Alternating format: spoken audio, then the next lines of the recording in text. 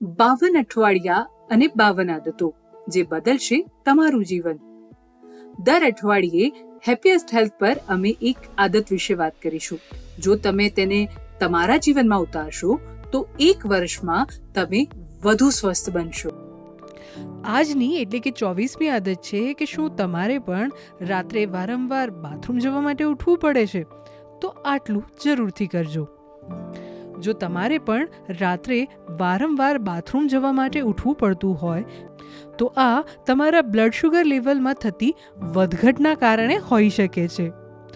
સૂતા પહેલા 1 ચમચી એપલ સાઇડર વિનેગર પાણીમાં મિક્સ કરીને પીવાથી રાત્રે સારી ઊંઘ આવી શકે છે. રાત્રે વારંવાર બાથરૂમ જવાની જરૂરતને ઘટાડવા માટે ડૉક્ટર્સ સમજાવે છે કે સાંજે પ્રવાહી મર્યાદિત પ્રમાણમાં લો. સૂતા પહેલા કેફીન અને આલ્કોહોલ લેવાનું ટાળો અને રાત્રે સારી ઊંઘ માટે આ સ્ટેપ અનુસરો જે તમને ફ્રેશનેસ અને એનર્જી જરૂરથી આપશે.